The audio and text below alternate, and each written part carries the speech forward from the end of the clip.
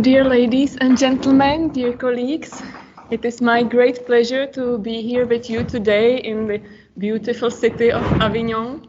First of all, I would like to thank very much Etienne for inviting me. It's really an honor.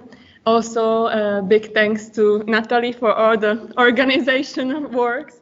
And big thanks to Sasha and Nico, since they're dealing with an important issue. And I'm really happy that your institute is taking it seriously. Now we will find out that it touches actually all and the whole legal profession. But first, I would like to introduce myself. So my name is Eva Indruchovà. I come from the Czech Republic. I'm, as was already mentioned, a lawyer and a yoga teacher. And I think it's natural if you combine these two areas that I'm interested in well-being. And I try to raise awareness through my articles and lectures and spread the information. So I created also Well-in-Law, Well-being of Lawyers on both Facebook and LinkedIn, where I try to get together the resources. And I also am national representative of AIJA, Association Internationale des Jeunes Avocats, where I also try to raise these issues. Also, actually through yoga, because I initiated first ever yoga class at the annual Congress of AIJA. The first one was in 2018 in Brussels, actually. And usually the AIJA Congress is for several days, and there are some activities like football, and I felt like this is not for everyone. Let's include also something else. So we started with yoga classes. This was the first yoga class in 2018, and I have also my regular lessons in Prague, and I do also, of course, the yoga online, especially during pandemics. We've streamed my yoga classes to AIJA members, or I put them also on YouTube, which I can share with you some of the exercises.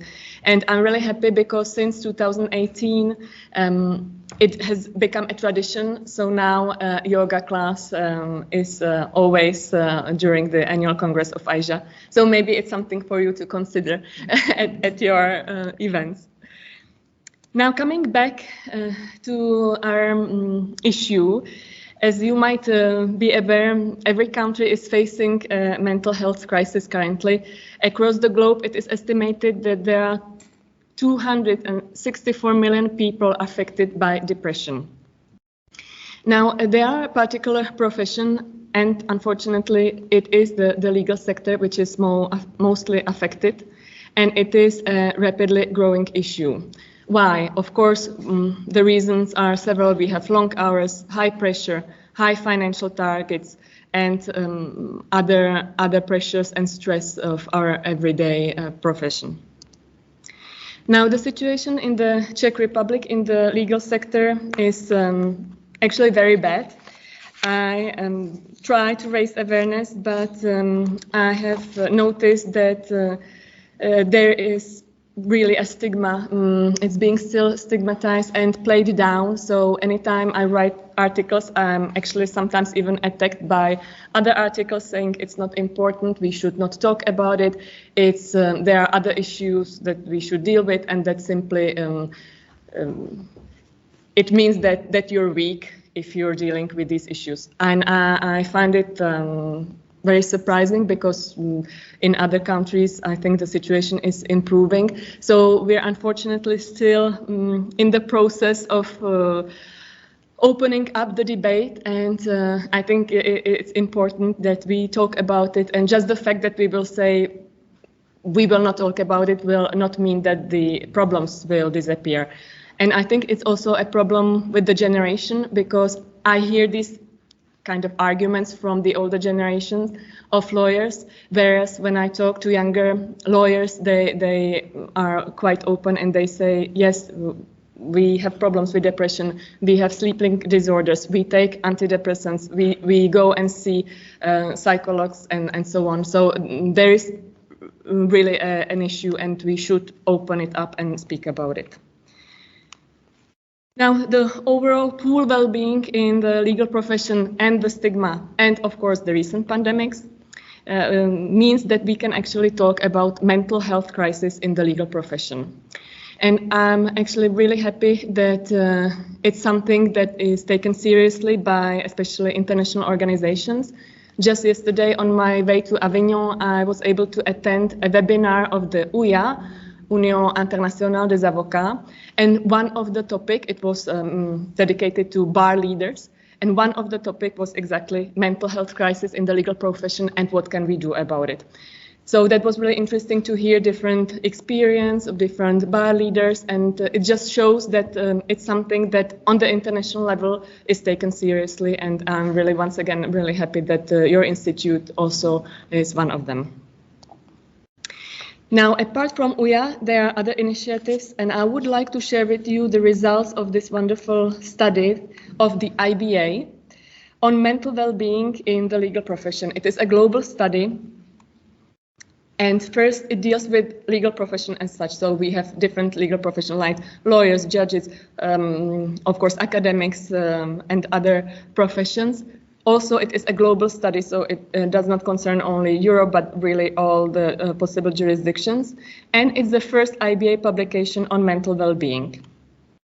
Now, you can see behind me, maybe not so clearly, that in total, there were 3,256 completed surveys, in total 124 jurisdictions. So the most popular was 42% Asia Pacific, and then came Europe with 34 respondents. We should also see what actually does it mean good mental health. So according to the World Health Organization, the definition is as following. Every individual realizes his/her own potential, can cope with the normal stresses of life, can work productively and fruitfully, and is able to make a contribution to his/her community. So that should be our goal, to be in good mental health, and I will show you later on what can we do. Now, other interesting results. We can see in this table that the survey also asked participants how are they feeling and how was their feeling over 2 weeks. Now, the average index score of the legal professionals was only 51 points out of 100.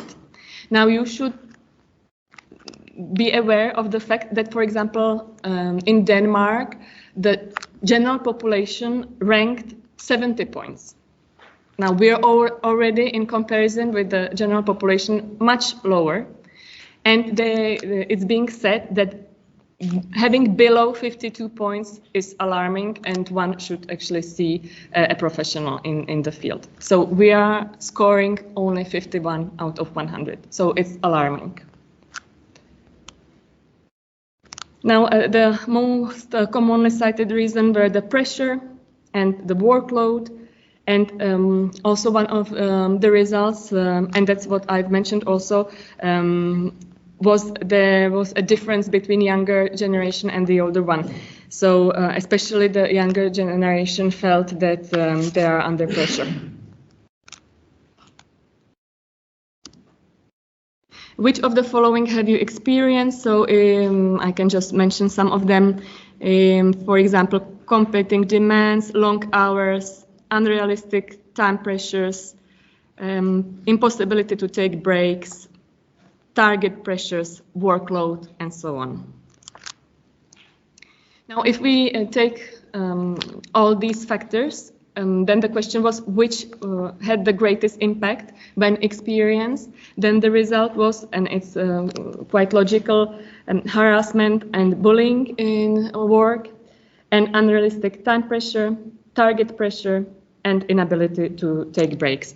And also many respondents mentioned that even if they take holidays, they are unable to rest, that there's still these ideas coming up in their mind. So even though if they take break, it's actually not efficient.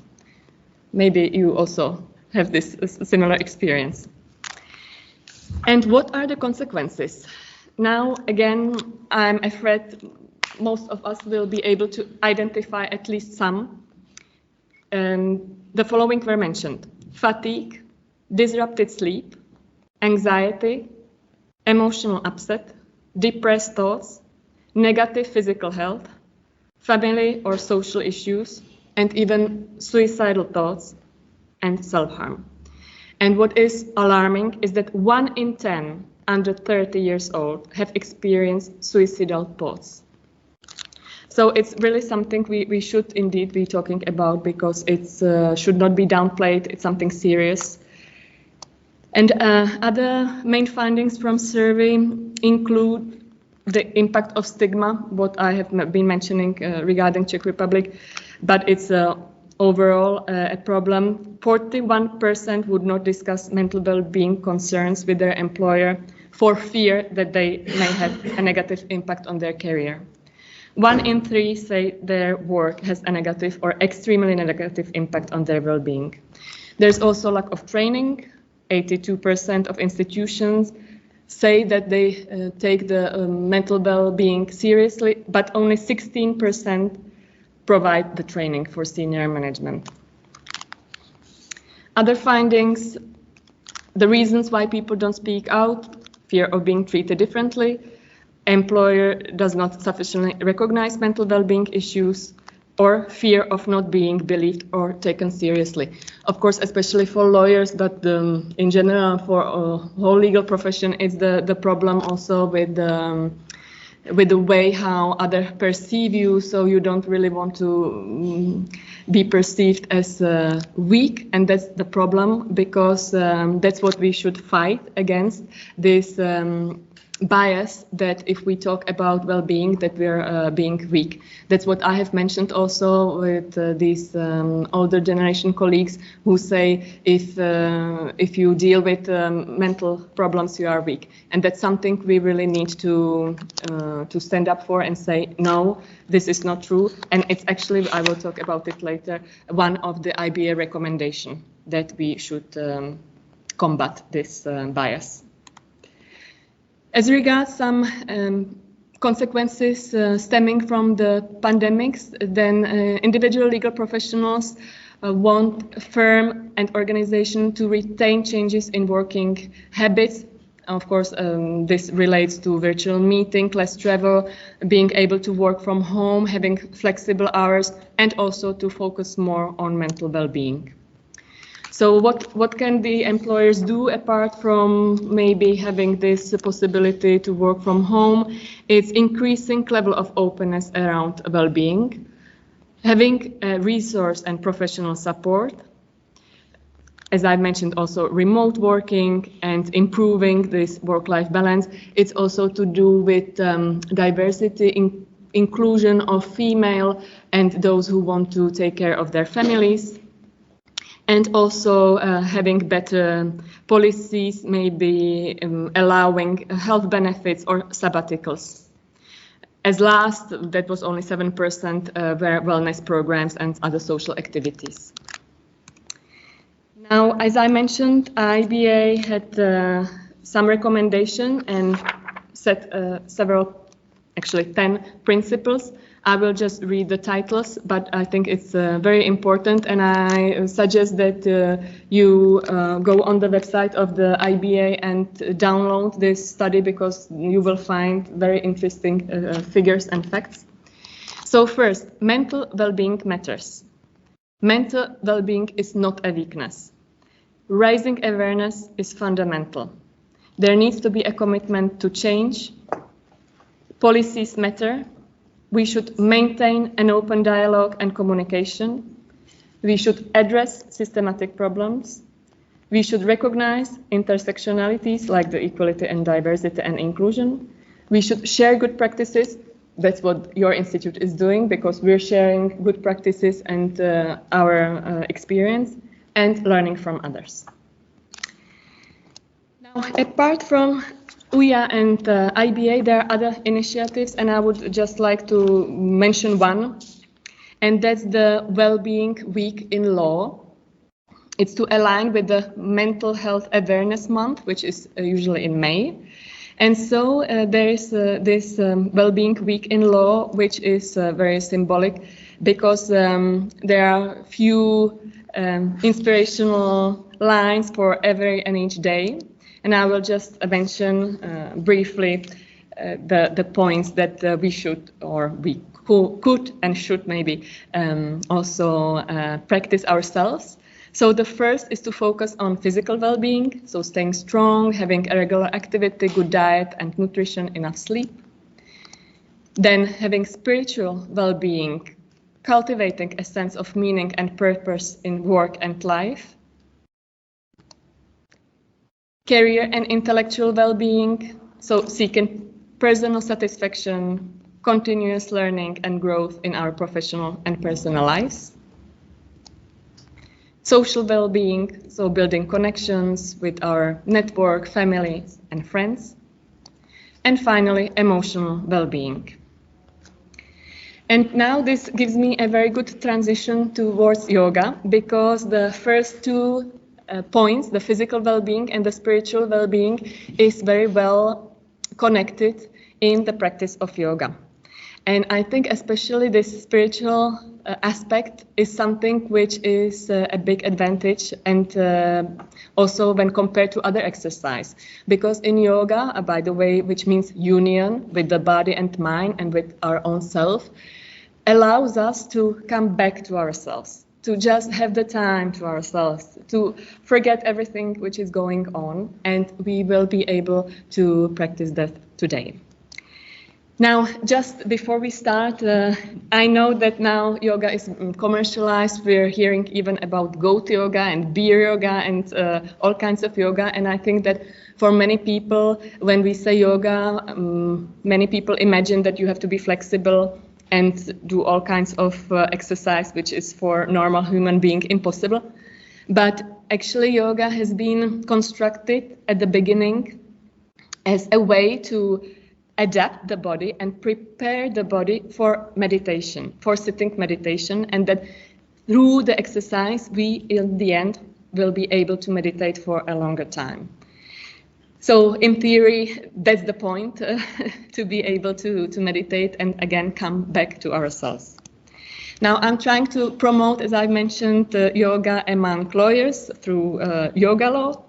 And I will just give you some brief benefits even of office yoga, which you can do in the office or introduce it in your office if you want. It's especially the possibility to have clear and confident decisions. It increases your motivation, you stay positive, it increases your balance and satisfaction, it develops personal stress competence, and increases productivity at workplace. So I strongly recommend to integrate that in your daily work life. And now the time has come for a practical workshop. So don't be afraid. First of all, I would like to ask you to switch off your mobile phones, or at least to shut down the voice so that we will not be disturbed. What we will do is we will just focus on breathing technique and yoga nidra, which is a guided meditation. For those who are participating online, if someone, I think just one person, so they will be able to practice shavasana, which is the position of the dead corpse or the bliss pose, which means you can lie on your back with your palms facing upwards. But of course here in the room we will not be able to do so, but we'll ask you to find a comfortable seating position. Maybe you can slide down a little bit in the chair, relax your legs, maybe you can relax also your hands. And I will ask all of you to close your eyes.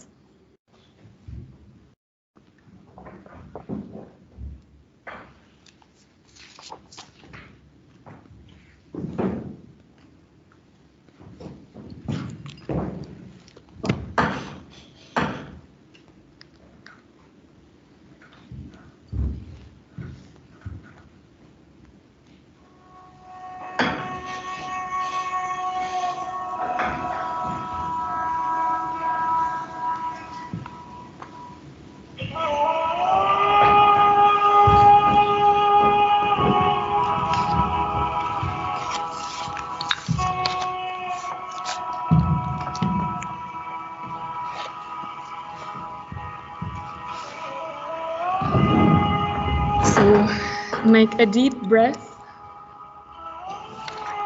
and then come to your normal breathing.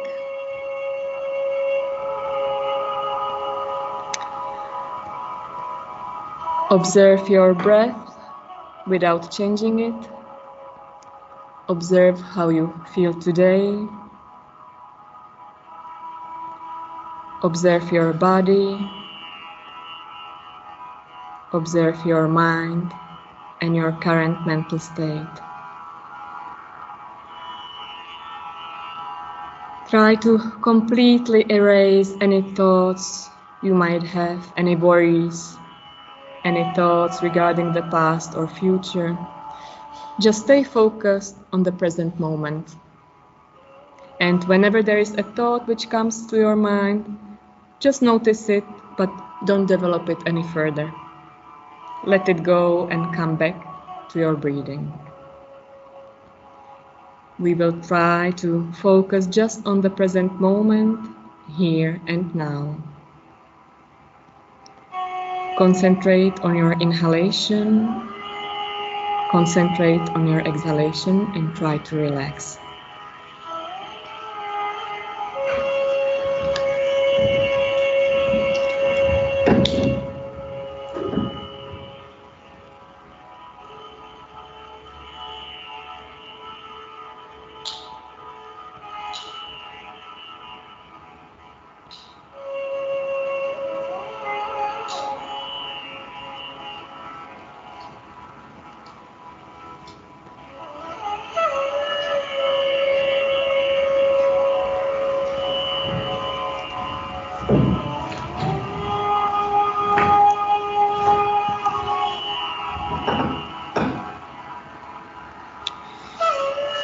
Now you may put your palms on your belly and we will breathe into the belly. Just notice how with inhalation your belly is expanding upwards on the side, on the back, and with exhalation it's flattening. We are breathing into the belly.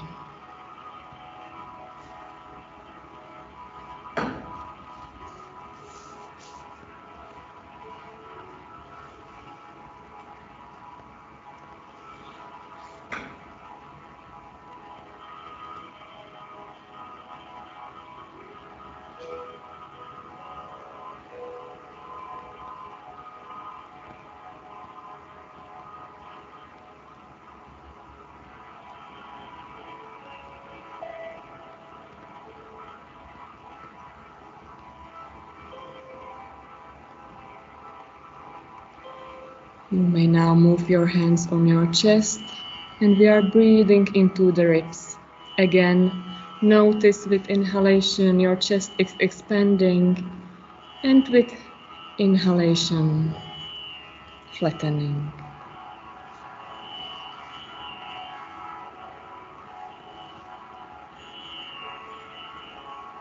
With each new inhalation you are inhaling new energy. And with exhalation, you are releasing all your stress and tension.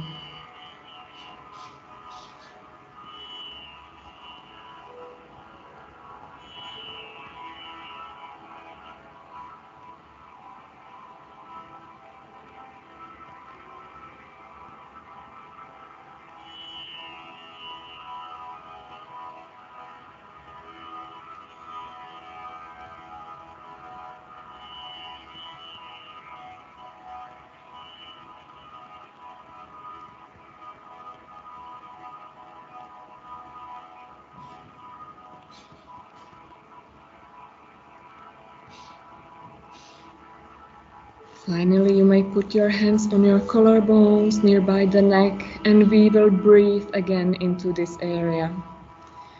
Just observe your body, how the collarbones are expanding and flattening.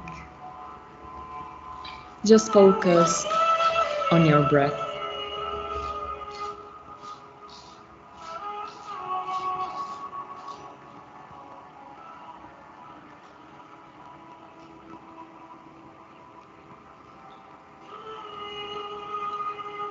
Your eyes are still closed.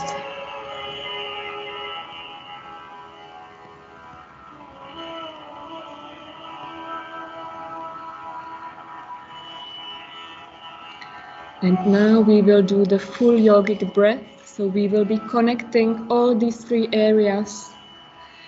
So we will start our inhalation from the belly, going through the chest up to the neck. It is one big wave. You can imagine a wave of the sea. One big wave of inhalation and one long deep exhalation. And we repeat 3 times. Long deep breath. We inhale all the energy and we exhale all the tension. Long deep breath 3 times. And then we will come back again to our normal breathing. Your eyes are still closed and just relax completely. Relax your legs and hands again. If you want, just slide on the chair. Your eyes are closed.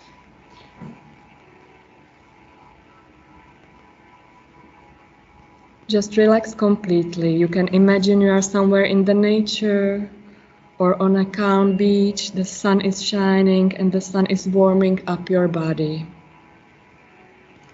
Your body is becoming heavy and we relax our toes. We relax our feet. We relax our calf and knees. We relax our thighs. We relax our hips and belly. We relax our back completely and we feel the warmth and heaviness. We relax also our chest, our collarbones and neck. We relax our arms, our facial muscles. We relax our tongue and jaws. We relax our eyes, our eyebrows and forehead. Now our whole body is fully relaxed.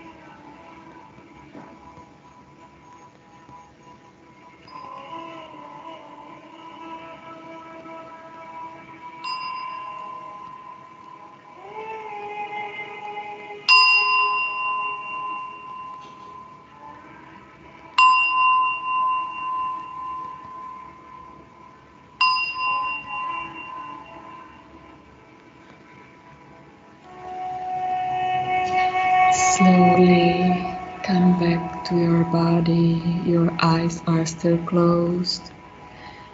And you can slowly start moving your fingers and toes. Those who were lying will slowly come to a comfortable sitting position. Those who are sitting will come to a more straight posture. Your eyes are still closed.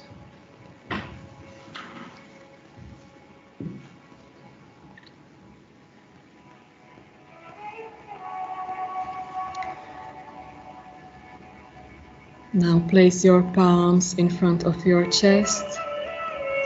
Your eyes are still closed. Rub your palms and put them on your closed eyes. Thank your body. Thank yourself for this time you have dedicated to yourself. Smile on yourself, and you may slowly open your eyes. Thank you very much. Namaste, and enjoy the evening. Thank you.